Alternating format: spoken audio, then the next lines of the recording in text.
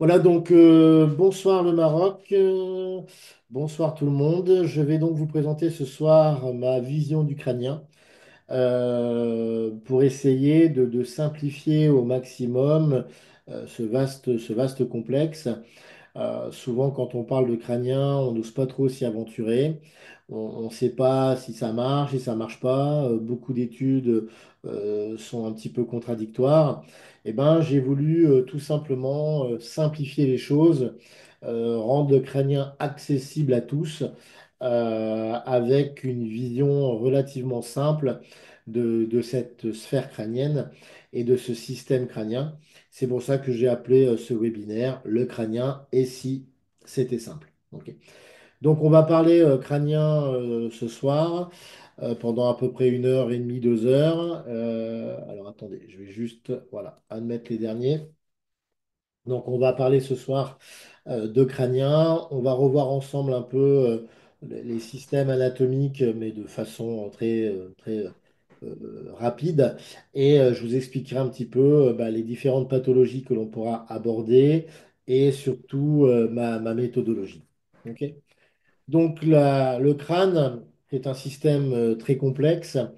Le cerveau est très complexe et si on n'essaie pas de le synthétiser, si on n'essaie pas de le matérialiser, de le systématiser, effectivement, on est très vite perdu. Alors, mon approche du crânien est un petit peu comme mon approche un peu générale. Hein, je pars effectivement, moi, de la loi des systèmes et des sous-systèmes. J'ai essayé, au niveau du crânien, effectivement, d'établir des liens, d'établir des connexions entre les divers systèmes et pour essayer de créer un modèle simple et un modèle qui va partir bien sûr de la base du crâne vers la voûte, puis pour terminer au niveau de la face. En bien sûr s'occupant prioritairement des éléments vasculaires, que ce soit veineux, artériels, et bien sûr des nerfs crâniens. Ma vision du nerf crânien n'est pas basée sur le liquide céphalorachidien ni sur le MRP. C'est une vision qui avant tout est conjonctive, suturale, structurale aussi, et qui va bien sûr dépendre de ce qu'on appelle les membranes de tension réciproque. Voilà un petit peu va être ma vision un peu des choses. Le cerveau est un système complexe, donc on sait aujourd'hui que le cerveau automatique, c'est-à-dire le cerveau inconscient, représente 97% du cerveau et que 3% des conscients. Donc, il est très difficile aujourd'hui d'aller, on va dire, travailler sur le cerveau, sur le cortex, de façon précise. C'est une autre thérapie, c'est une autre approche que je n'aborderai pas ce soir. Ce soir, j'aborderai une approche anatomique, neurophysiologique, encore une fois, suturale et structurale, en essayant d'être le plus simple possible à travers les diverses pathologies qu'on va pouvoir rencontrer donc sur ce modèle crâne. Pathologies que vous rencontrez fréquemment, bien sûr, en cabinet, les migraines, les céphalées, les problèmes ORL, les céphalées de tension, les traumatismes, les névralgies, etc. Donc on va faire quelque chose de concret. On aurait pu l'appeler le crânien concret. Effectivement, on va décortiquer le crânien donc en trois parties, hein, vous savez déjà un petit peu. Donc, un système crâne divisé en trois sous-systèmes, la base, la voûte, la face. Donc, dans la façon de traiter le crâne, vous verrez qu'effectivement, c'est un petit peu la méthodologie et c'est un peu l'ordre par lequel je commence.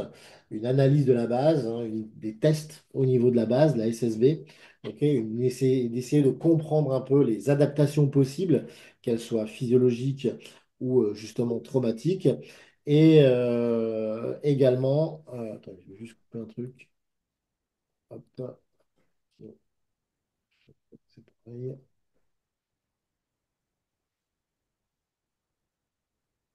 Voilà, pardon, excusez-moi parce que j'entends des bruits. Donc, on va partir d'un système à trois niveaux, hein. Donc, la base avec une analyse des tests au niveau de la base qui vont nous permettre de comprendre les adaptations soit physiologiques, soit traumatiques.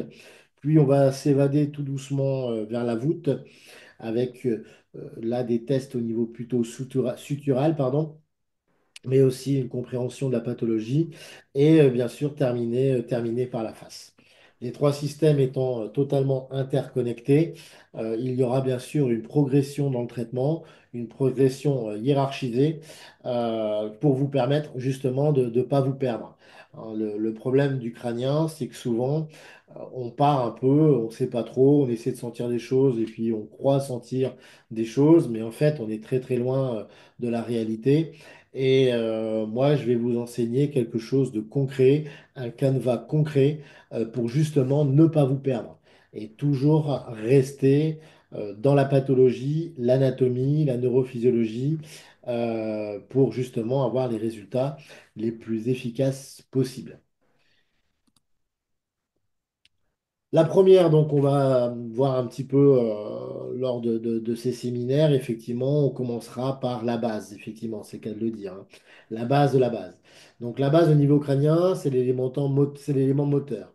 La base, sa composition, bien sûr, c'est l'occiput, le sphénoïde, la partie basilaire de l'occiput et le corps du sphénoïde. C'est ce qu'on appelle la SSB, la symphyse sphéno-basilaire, les parties pétreuses des deux os temporaux et la partie orbitaire du frontal, un petit peu comme vous pouvez le voir ici sur le schéma. La base a une origine effectivement cartilagineuse, c'est une structure très dense avec des lignes de force majeures. On va y déterminer trois fosses. Une fosse antéro-haute, hein, on va dire la plus haute, hein, donc, qui va recevoir le lobe frontal. La fosse moyenne, avec le sphénoïde et la partie antérieure du temporal, les parties pétreuses. Et la fosse postérieure, plus basse, plus large, hein, qui va être formée par l'occiput.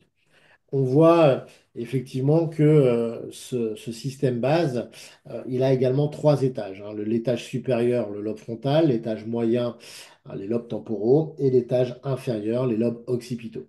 Bah, ça va correspondre aussi un peu à un développement de l'encéphale entre l'encéphale archaïque et l'encéphale moderne, on va dire, avec la partie haute, effectivement, la frontalisation de l'encéphale et l'évolution, effectivement, de ce qu'on peut, de l'être humain. Ok. Donc, voilà un petit peu ce qu'on va retrouver au niveau de la base. Au niveau de la base, effectivement, c'est là où on retrouve également tous les foramènes, que ce soit les foramènes veineux, artériels et bien sûr neurologiques, hein, avec les nerfs crâniens. Donc, c'est un élément qui est incontournable en crânien, puisque effectivement, c'est un peu les fondations d'une maison. Donc, on va travailler essentiellement dans une première approche sur la base. Bah, déjà, un, pour décongestionner, libérer, ouvrir effectivement les foramènes veineux, les foramènes artériels, la scissure orbitaire supérieure, toutes les interactions avec le temporal. Ça va être le gros travail, effectivement, va se faire sur la base. La voûte, elle, ben, elle est beaucoup plus adaptative. Ok. La voûte va fermer le crâne, que ce soit sur la partie postérieure, latérale et frontale.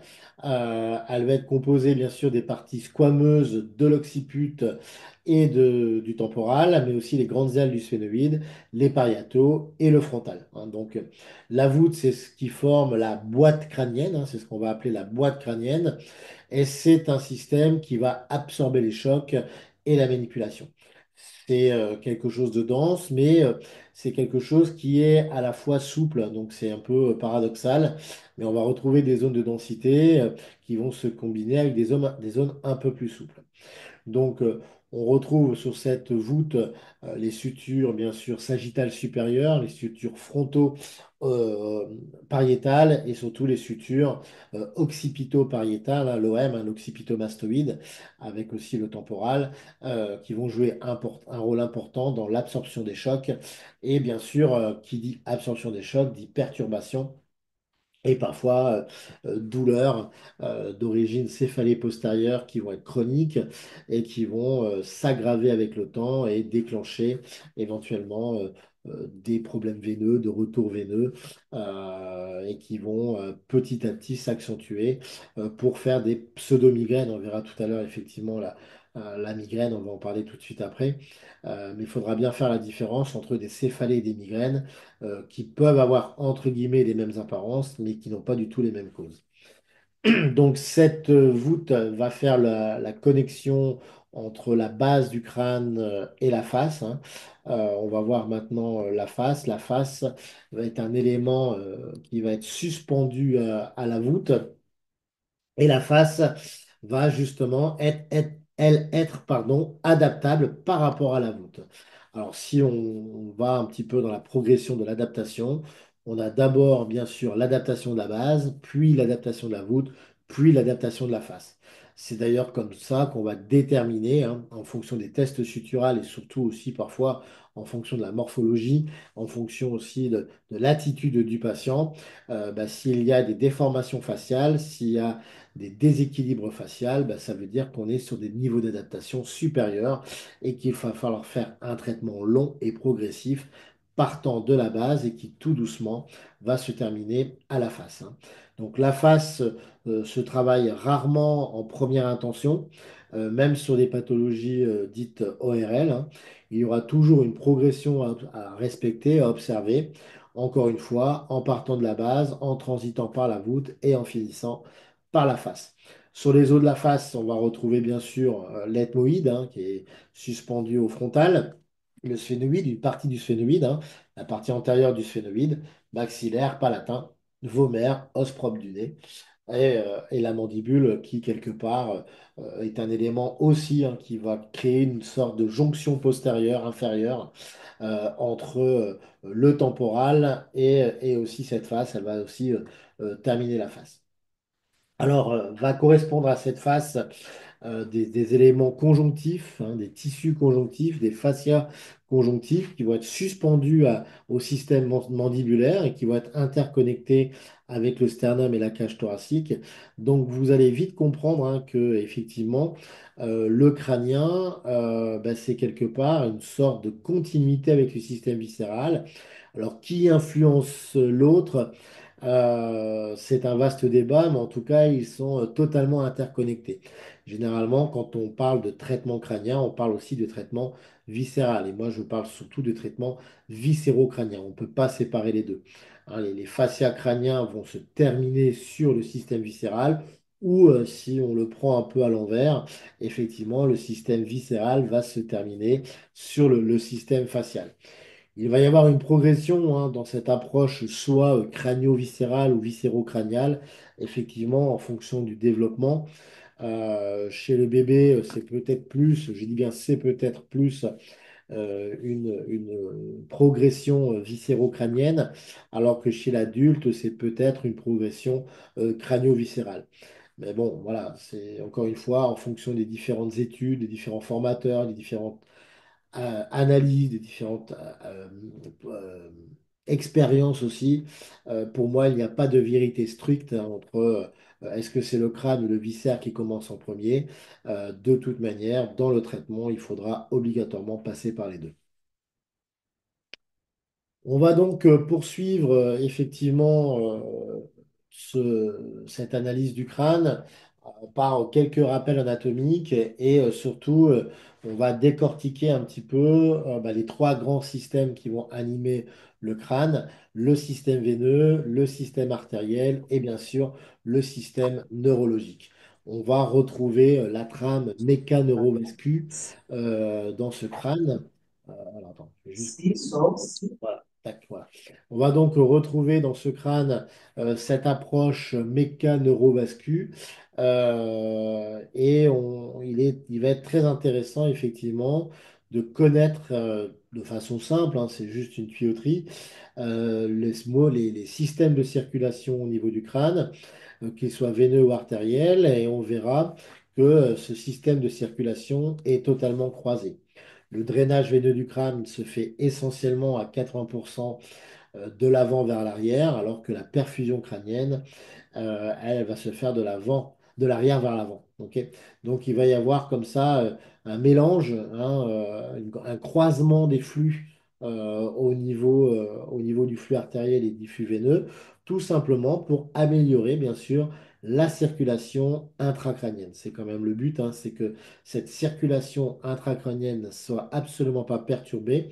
Il faut que la perfusion et le drainage de notre cerveau soient optimisés et pas que notre cerveau, des glandes aussi, en particulier la glande hypophyse.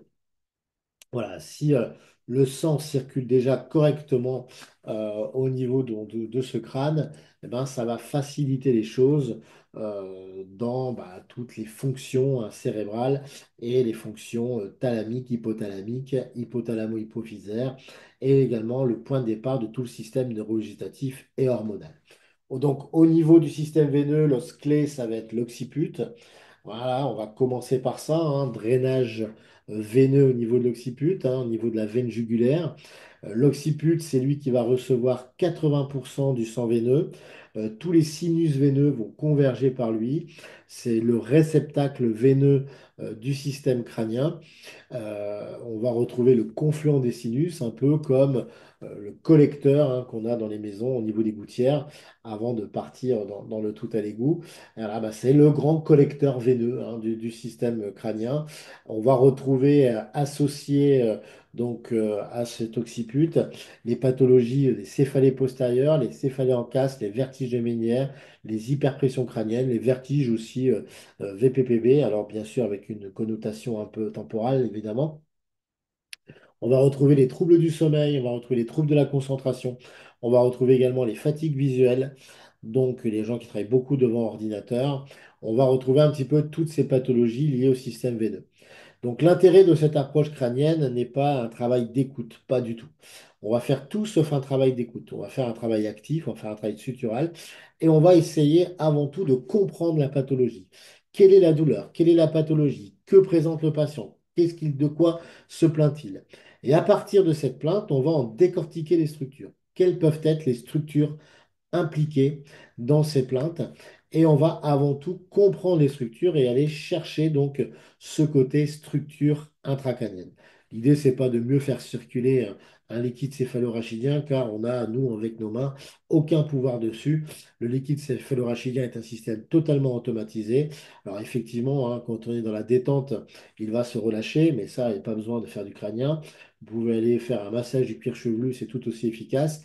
Hein, l'idée, c'est pas ça du tout. C'est surtout pas de faire du massage du cuir chevelu. C'est avant tout d'aller analyser une plainte, analyser une pathologie, analyser une douleur, comprendre les différentes parties, les différentes structures, qu'elles soient veineuses, artérielles, neurologiques, osseuses, faciales, membranes de tension réciproque, etc., qui vont être impliquées dans ce système crâne et d'aller voir hein, quelles sont les structures qui vont être abordables. Tout ne sera pas forcément abordable, bien sûr, parce que c'est une partie qui va être fermée, mais il y aura une approche qui sera très hiérarchisée et très anatomique.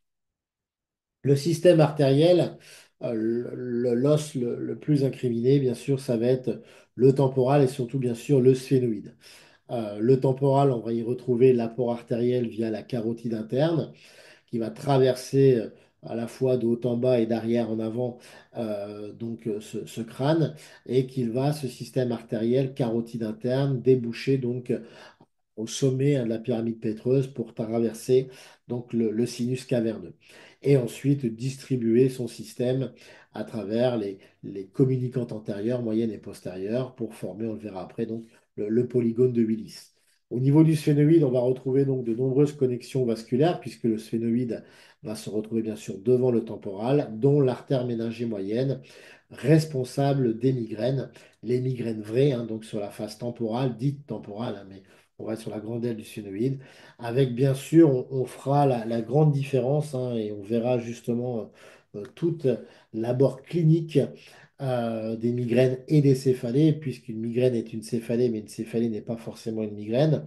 On fera la différence entre les céphalées postérieures, les migraines vraies, les migraines artérielles qui vont être pulsatiles, prodromes, vomissements, et qui vont respecter cette fameuse règle des trois noirs. Je bois du noir, je bois du noir, et je me mets dans le noir. Donc avec ce côté un peu justement dépressif. Nous verrons ensemble que sur cette approche clinique des migraines, le traitement va être totalement différent d'une névralgie d'Arnold, bien sûr, ou d'une céphalée postérieure, avec l'implication dans les migraines de l'ATM, de, du temporal, du sphénoïde et éventuellement bah, tout ce qui est en rapport avec le sinus carotidien. Donc, le système artériel, voilà, on vient de le présenter avec le fameux polygone de Willis, hein, avec l'arrivée donc majeure au niveau de la carotide interne. Mais il faudra aussi prendre en considération la vascularisation en provenance des artères vertébrales. Donc l'occiput va être un peu moins, mais sera aussi incriminé. Dans les pathologies d'urgence, on retrouvera bien sûr cette approche de l'artère vertébrale avec les contre-indications, bien sûr, au niveau technique et pratique sur la base du crâne et sur C0, C1, C2, sur les pathologies donc d'origine vertébrale. Donc, vous voyez que le système artério-veineux est équilibré. Il est équilibré en un apport qui est antérieure, hein, de par la carotide interne, et à l'inverse, un drainage qui va être postérieur. Et il va y avoir un système de secours avec une petite perfusion postérieure et également un petit drain, oui, c'est ça, un petit perfusion postérieure et un petit drainage antérieur via ce qu'on appelle le trou déchiré antérieur et le tronc thyro-lyngofacial, ce qu'on appelle également la toilette de l'arrière-gorge. Donc, la priorité, pour moi, en tout cas, dans cette analyse du crânien, c'est avant tout de restaurer les sens de circulation. C'est de favoriser la circulation sanguine et de favoriser, bien sûr, le drainage. Par de principe que quand tout circule bien, il n'y a rien à voir. Ce qui veut dire qu'effectivement, quand tout circule bien, il n'y a pas de raison d'avoir de pathologie, bien sûr, hors dégénérative ou hors neurologie centrale, mais dans la majorité des pathologies réversibles qu'on va rencontrer, et on s'adressera qu'aux pathologies réversibles, bien sûr au niveau du crâne, la restauration des sens de circulation sanguin à partir du système veineux et système artériel va être une priorité. Nous n'oublierons pas le système, bien sûr, crânien, des nerfs crâniens, hein, donc toute cette analyse des neuropathies que ça soit la neuropathie trigémalgique, hein, 5.1, 5.2, 5.3, avec tous les diagnostics différentiels qu'on va pouvoir rencontrer, la trigémalgie 5.2, la sinusite vasculaire, la sinusite, pardon, maxillaire, l'algie vasculaire de la face, hein, les trigémalgies bien sûr également qui vont être liées à des compressions au niveau du temporal, à des perturbations de la tente au niveau du cervelet. Ok. Les perturbations aussi qu'on va pouvoir retrouver au niveau des paralysies faciales à partir du 7 et toute l'approche au niveau du foramen magnum et aussi bien sûr du foramen jugulaire sur la fameuse trilogie 9, 10 et 11 qu'on rencontre souvent, c'est-à-dire perturbation du pneumogastrique avec toute la perturbation digestive, la perturbation cardiaque, la perturbation un peu pulmonaire, hein, toutes les palpitations, les troubles du sommeil, les irritabilités coliques, voilà, tout ce qui est en lien avec le système viscéral, le 9 avec les troubles de la déglutition et bien sûr le 11 avec les perturbations de la relation oculocéphalogie et des rotations cervicales liées à des torticolis chroniques, liées à des douleurs de la base du crâne, liées à des tensions chroniques au niveau du scom. Voilà, on va retrouver un petit peu toutes ces pathologies. Donc, on verra ensemble effectivement différents points d'intérêt et surtout là où on peut éventuellement avoir un impact sur les nerfs crâniens. On ne manipule pas les nerfs crâniens, évidemment. On n'aura pas accès à tout, évidemment, hein, mais il y aura quelques points d'accès dans ce câblage électrique qui vont être intéressants et justement, on va retrouver bah, tout le temps un peu les mêmes choses en cabinet, hein, toutes ces névralgies sont abordables, sans parler bien sûr de manipulation des nerfs crâniens, hein, on est bien d'accord. Hein. Les nerfs crâniens, on n'arrive pas à les toucher, hein, mais on arrive effectivement à aller libérer certains foramen, certaines fissures pour améliorer la neuropathie, la neurologie, tout comme on améliore les neuropathies dans la libération de certains syndromes d'enclavement au niveau du système nerveux périphérique. Donc, dans cette approche, bien sûr, vous l'avez compris, la base du crâne est une priorité. La base du crâne est composée de l'occiput et du sphénoïde. L'occiput va être un des os clés, hein, c'est la jonction bien sûr avec le rachis cervical. Il est posé sur C1, donc articulation très importante C0, C1, C2, hein, l'OA. Hein, donc pour ceux qui ont fait le structurel, souvenez-vous de ce que je vous avais dit hein, sur l'OA, hein, l'occiput atlas axis. Hein. L'importance capitale de cette technique dans l'approche à la fois proprioceptive et dans l'approche qui va être neuroménagée et aussi bien sûr l'approche neurovégétative. Donc l'occiput va jouer un rôle mécanique important avec la tente, la faue du cerveau, les fascias du cou et le thorax. Donc pour moi, il est le lien incontournable entre, on va dire, la tête et le reste du corps humain. D'ailleurs, on l'appelle aussi C0, donc ça veut dire que c'est un point de départ, c'est une base. Donc on l'appelle occiput et on l'appelle C0. Donc est-ce qu'il est un os crânien ou est-ce qu'il est finalement la première des vertèbres? Ben, vous voyez qu'il est un petit peu les deux. Donc il est à la fois enfin, il est à la fois oui comparé à une vertèbre et il est à la fois aussi fait partie la base du crâne. Donc, il va faire passer aussi du crâne. Donc, c'est une véritable zone de jonction qui va être la première partie, hein, ça va être les premières choses qu'on va travailler sur le crâne, c'est cette fameuse zone de jonction. Le sphénoïde, un deuxième os clé, la fameuse chauve-souris. Hein, vous verrez que cet os sphénoïde représente à lui seul 50% des nerfs crâniens, puisque la moitié des nerfs crâniens vont être en rapport avec lui. Il fait une connexion importante entre la base, la voûte et la face. C'est l'élément moteur du système crâne et il va jouer un rôle important aussi avec les muscles et tous les fascias pharyngés. Donc les fascias du cou, eux, vont être en connexion avec l'occiput et les fascias pharyngés avec justement le sphénoïde. Hein. On sait que le pharynx, par exemple, hein, se termine par un trépied.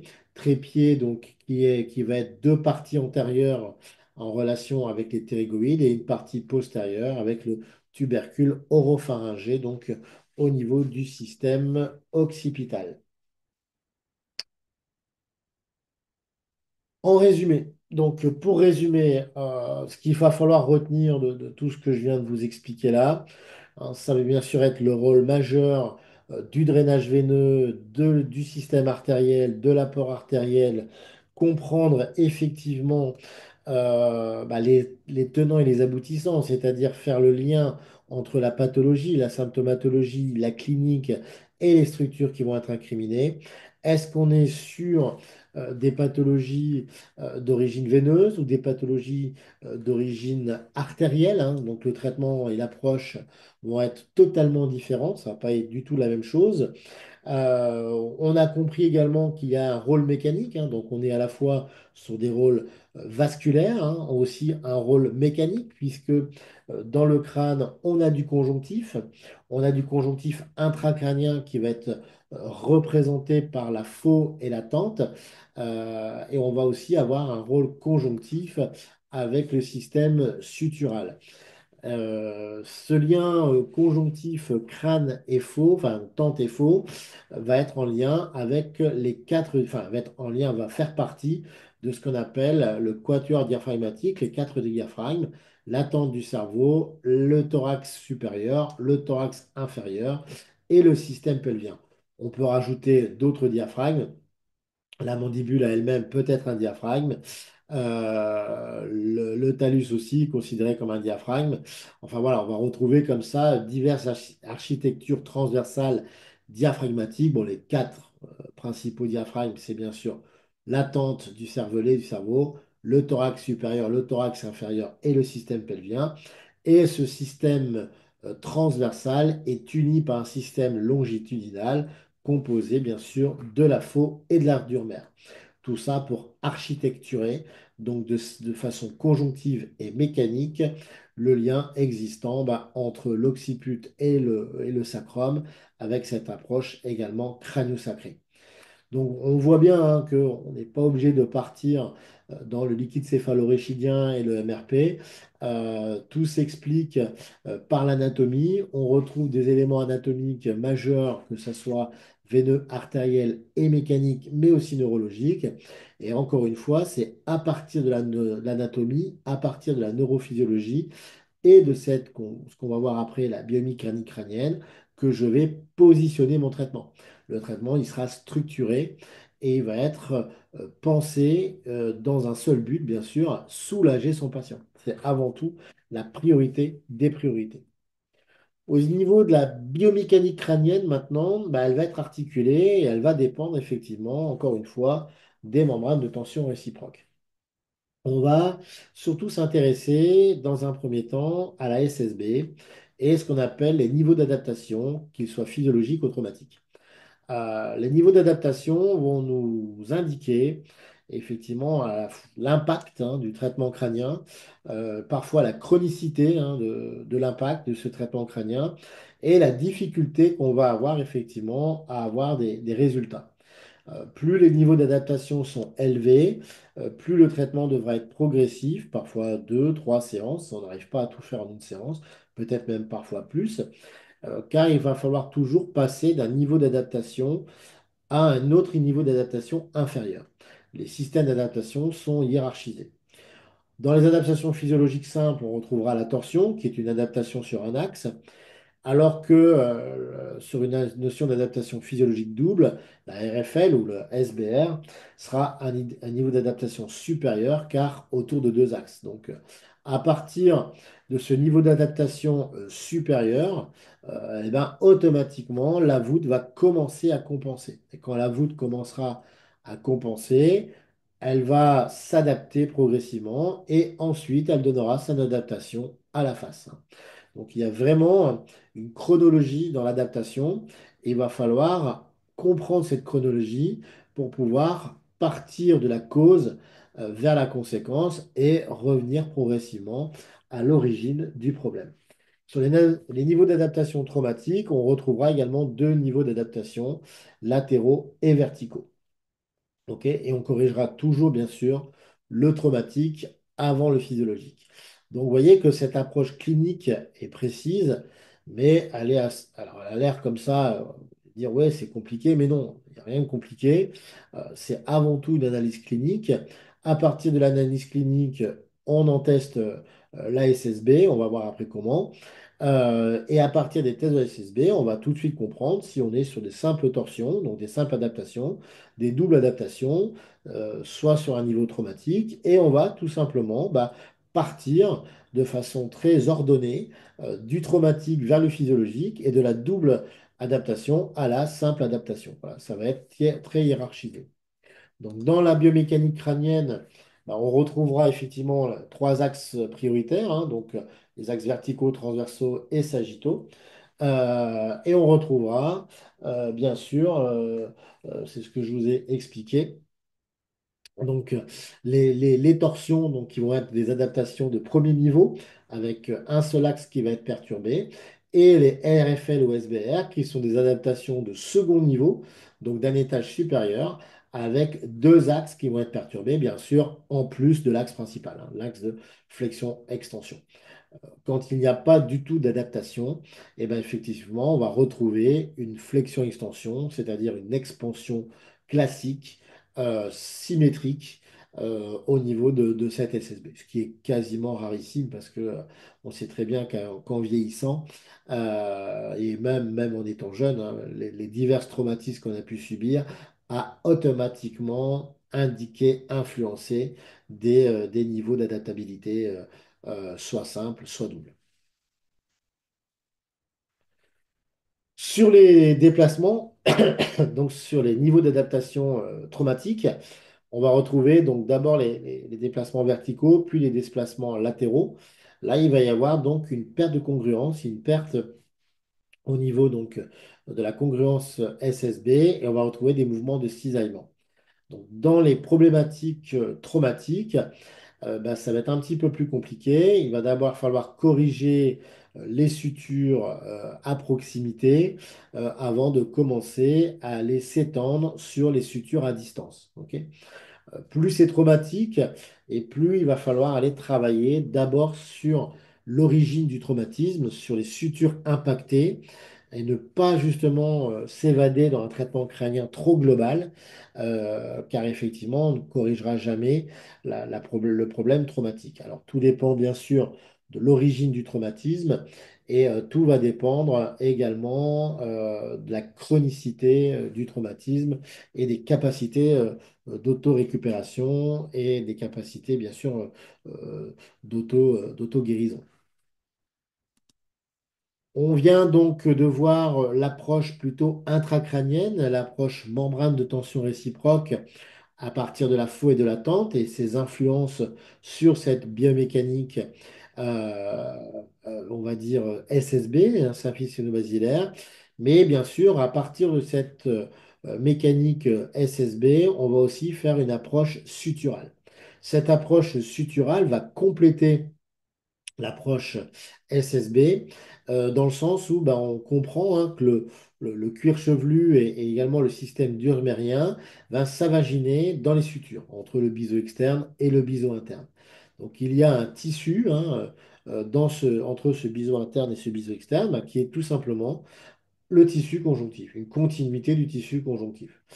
Et automatiquement, ce tissu conjonctif, il est vascularisé, il est innervé, il est aussi, il a un rôle mécanique, etc. Et ce tissu conjonctif va assurer un peu la plasticité et la capacité d'adaptation suturale. Alors, bien sûr, ces capacités d'adaptation suturale vont être dépendantes directement du métabolisme, et de l'hygiène de vie, et aussi, bien sûr, du vieillissement. Il est évident qu'en vieillissant, les conjonctifs, on va dire, sutural, perd de ses capacités d'adaptation, perd de ses capacités mécaniques, neurologiques et vasculaires. Il va être bien plus compliqué sur une personne âgée d'effectuer une libération totale des sutures hein, par rapport à un enfant. Ça paraît tout à fait évident. Mais dès qu'il y a une éventuelle capacité d'autorégulation et de restauration, ne serait-ce que de quelques pourcents, eh ben, vous verrez que même sur les personnes âgées, vous aurez des résultats convaincants parce que la personne âgée ne demandera pas énormément enfin, elle sera contente d'avoir que quelques pourcents d'amélioration. Parce que tout de suite, on va avoir une amélioration de ses symptômes et éventuellement la diminution de la prise d'antalgiques ou d'anti-inflammatoires sont par exemple des migraines qui datent depuis maintenant peut-être 20 ou 30 ans. C'est sûr que des migraines qui sont comme ça, très chronique, d'une vingtaine d'années, trentaine d'années, voire plus, on aura rarement des résultats à 100%. Mais si déjà on arrive à améliorer, à diminuer la prise de médicaments, à améliorer le confort de vie, eh ben, croyez-moi que tout le monde est preneur.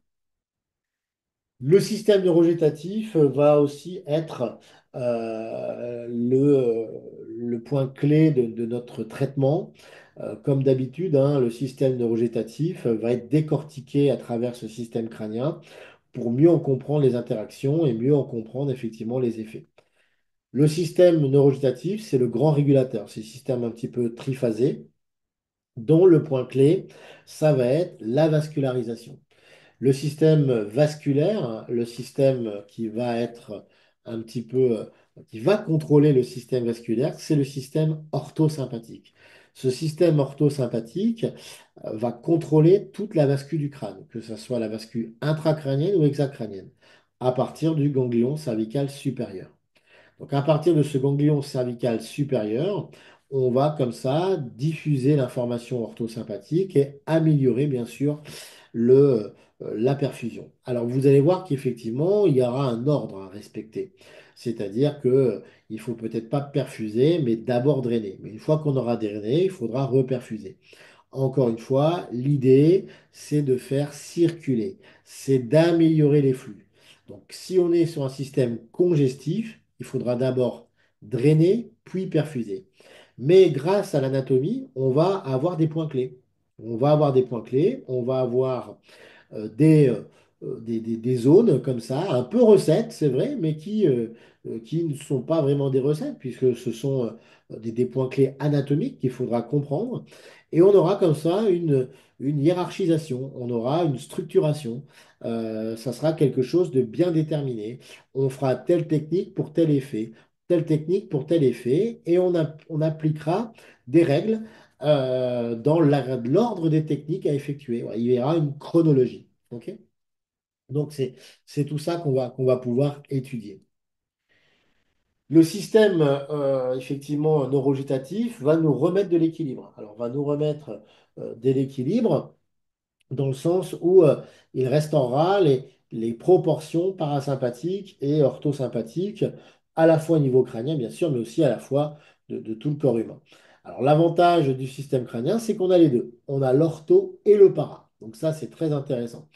Bon, il n'y a pas de parasympathique dans le sup ni membre inférieur, hein. Donc l'ortho et le para, on le rencontrera surtout, bien sûr, au niveau viscéral et au niveau crânien. Encore une fois, on retrouve l'interconnexion des deux systèmes.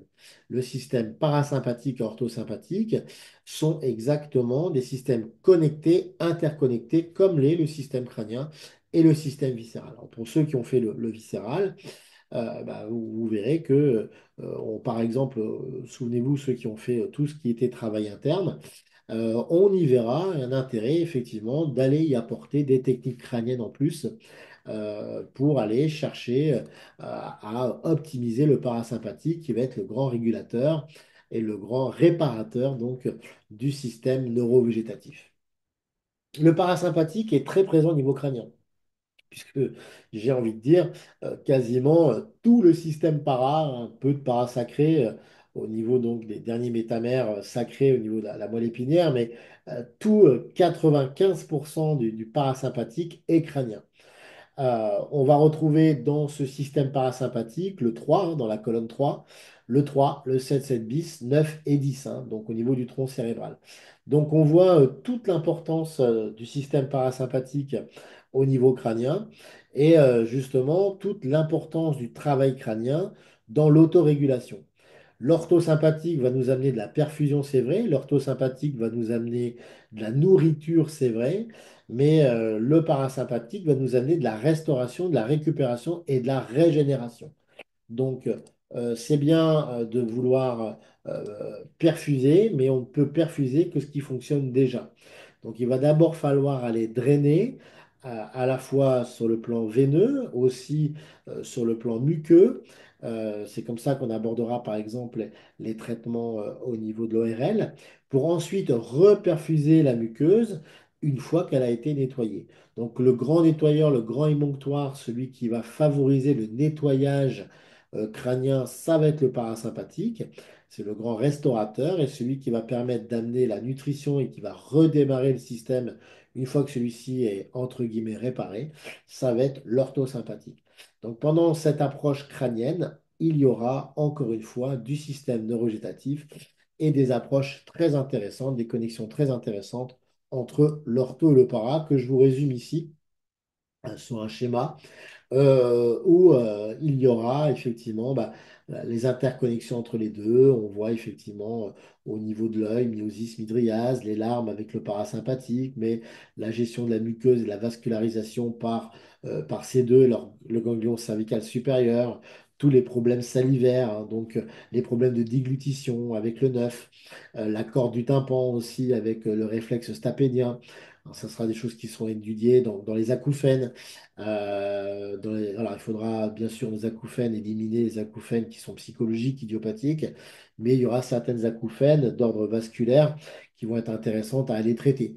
Donc, de par cette approche crânienne et cette approche neurovégétative, eh ben, on va pouvoir avoir véritablement des interrupteurs sur lesquels on va appuyer pour favoriser soit le drainage muqueux, par exemple sur le système ORL, on ira chercher le ganglion ptérygo-palatin pour déclencher un orage non pas ortho mais para, pour favoriser la sécrétion mucale et la restauration émonctorielle de la muqueuse nasale avant effectivement de déclencher un réflexe orthosympathique par C2 pour reperfuser et ramener de l'immunité. Vous voyez que tout va être construit et tout va être très systématisé et tout est fait encore une fois avec l'anatomie en arrière-plan. On verra donc la synthèse métamérique, hein, c'est-à-dire les relations hein, ortho-parasympathiques, la motricité striée, la sensibilité, donc des nerfs sensitifs, hein, des myotomes et des sclérotomes, toutes les connexions avec les organes d'essence, les connexions avec la base du crâne, la relation oculocéphalogyre et les connexions bien sûr avec le membre supérieur et l'interaction par exemple de l'ATM aussi avec le membre supérieur et tous les liens à la fois mécaniques à partir du sclérotome et du myotome, donc les liens musculaires, les liens faciaux, hein, les liens sensitifs, les liens parasympathiques, orthosympathiques, avec quelque part déjà au moins toute la base du cou, le thorax et le membre supérieur, et bien plus encore avec le système viscéral. Alors, on comprendra que le système, les dermatomes, hein, voilà, hein, les dermatomes du crâne avec le nerf trijumeau, hein, les dermalgies 5.1, 5.2, 5.3, mais aussi les interactions de ces deux, les névralgies d'Arnold qui peuvent être un neurotome, une perturbation du nerf d'Arnold, mais aussi, à contrario, une dermalgie C2, hein, donc il y a une différence entre les deux, ça n'a pas les mêmes connotations, ça n'a pas les mêmes origines non plus, hein. On est parfois sur une perturbation du système métamérique C2 qui va donner des douleurs un peu en casque, des douleurs un peu globales sur un territoire C2, alors que le nerf d'Arnold est plutôt un problème neurotomique avec une perturbation du nerf et une douleur qui est beaucoup plus linéaire, paroxystique et qui va aller parfois jusqu'à, on va dire, la racine du front. Dans les troubles de la déglutition, dans les troubles du goût aussi, hein, les pertes de goût, etc., on retrouvera l'innervation de la langue, à la fois sur le plan sensoriel, sur le plan sensitif, sur le plan moteur, les relations entre le plexus cervical, la relation que le céphalogire, le réflexe stapédien, les problèmes d'acouphènes liés par exemple à des barotraumatismes, cette régulation de la tension tympanique à partir du muscle du marteau et bien sûr du muscle strié. Donc, on va retrouver toutes ces pathologies, donc encore une fois, à travers l'anatomie. L'oreille moyenne qui va se drainer dans la partie antérieure, à partir donc du tronc thyro-lingo-facial, et l'oreille postérieure, c'est-à-dire l'oreille interne, les vertiges qui vont être plutôt d'une approche postérieure. Donc, comprendre l'anatomie, comprendre le système vasculaire, comprendre la mécanique, comprendre la neurologie, bah, c'est automatiquement mieux interpréter sa pathologie, mieux interpréter la symptomatologie pour y positionner un traitement spécifique, adapté, ok, à l'expression symptomatique du patient. Donc, dans cette méthodologie, vous aurez ce tableau qui vous semble un peu compliqué, c'est normal. Sur ce tableau, toutes les techniques qui sont, stage 1, stage 2, et également la méthodologie. Donc, vous allez voir que d'abord, on va s'intéresser aux adaptations du cœur du crâne, c'est-à-dire la SSB, parce que la base est la base et qu'elle pose sur le reste du corps humain à travers l'atlas. Est-ce que le crânien est une adaptation de la chaîne montante ou est-ce que, à l'inverse, hein, le crânien est le départ d'une chaîne descendante?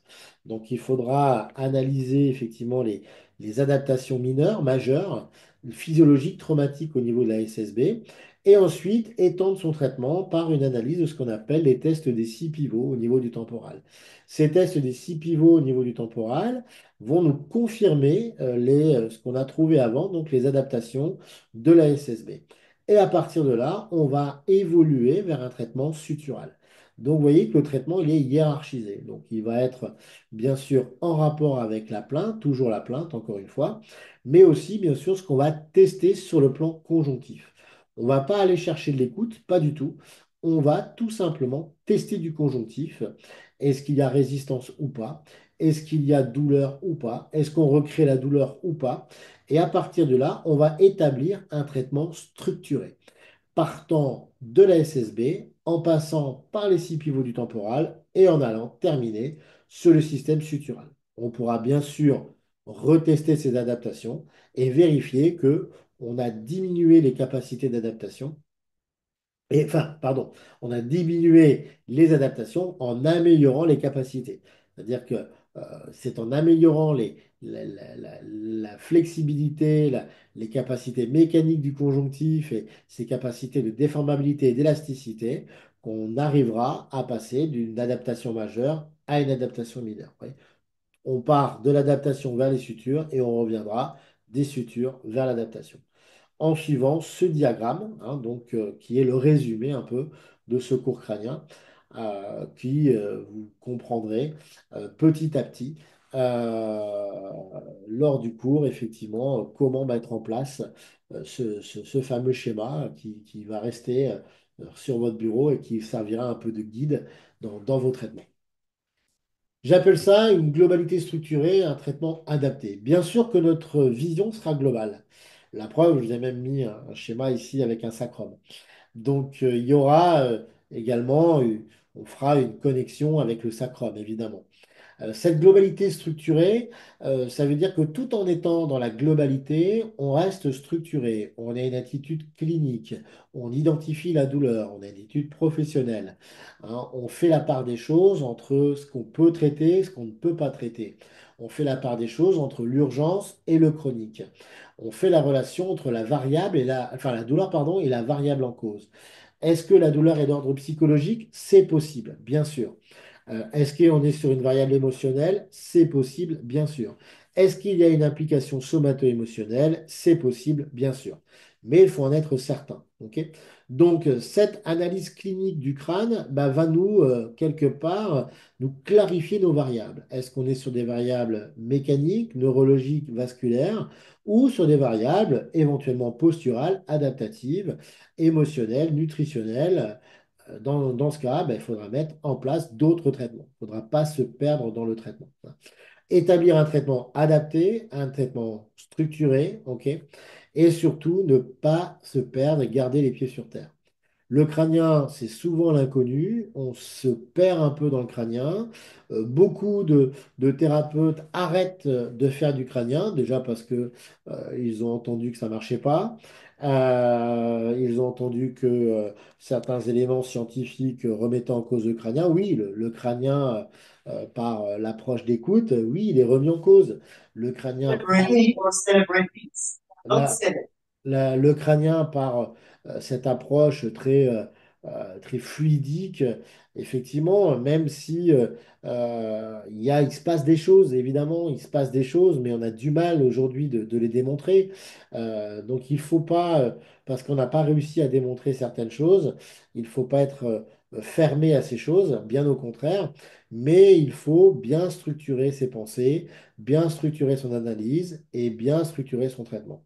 À partir de là, on va pouvoir faire un peu ce qu'on veut et surtout ce qu'on doit faire.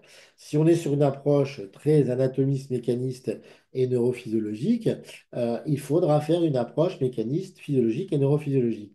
Si on est sur une indication, une approche bien sûr plutôt somato-émotionnelle, il faudra faire une approche bien sûr somato-émotionnelle. Donc voilà, c'est ça l'idée effectivement de ce que je vais vous enseigner. C'est tout en ayant plusieurs outils dans sa mallette, toujours utiliser le bon outil au bon moment, au bon endroit. OK. Donc, nous verrons à travers ces deux stages qui vont avoir lieu en 2025, bien sûr avec l'IFMO, pardon.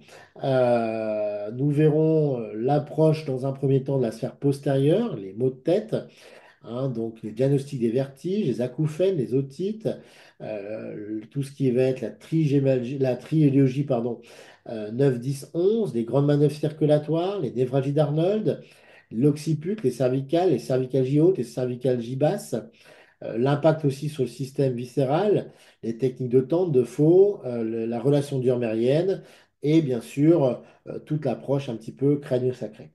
Dans un deuxième temps, on poursuivra par le système ORL, parce que de toute manière, il faut d'abord faire la base et la voûte avant d'attaquer le système ORL.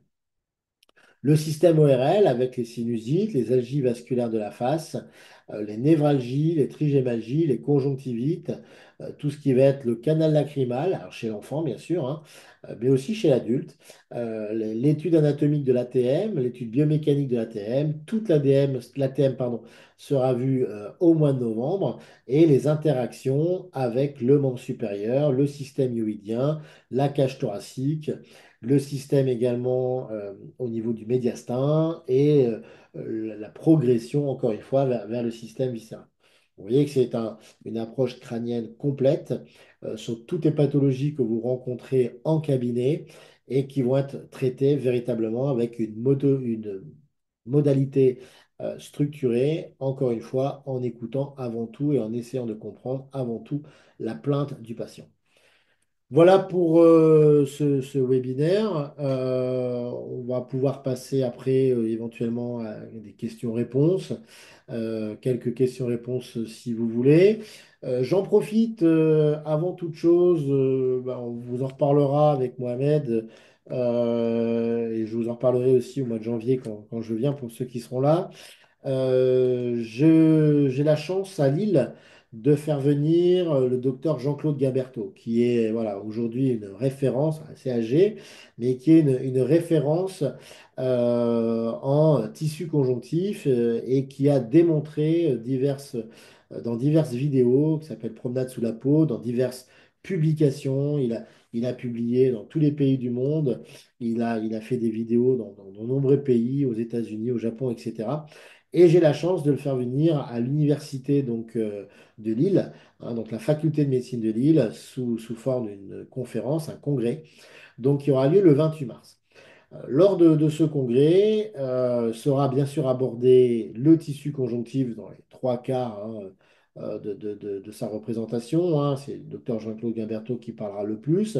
Et on terminera également ce symposium par les pathologies du tendon, les crochetages, les techniques faciales, les techniques musculaires avec divers intervenants, dont également Christophe Chiquet, qui est un des intervenants des formations STECO, qui formations sur le fascia, qui sont très réputées en Italie.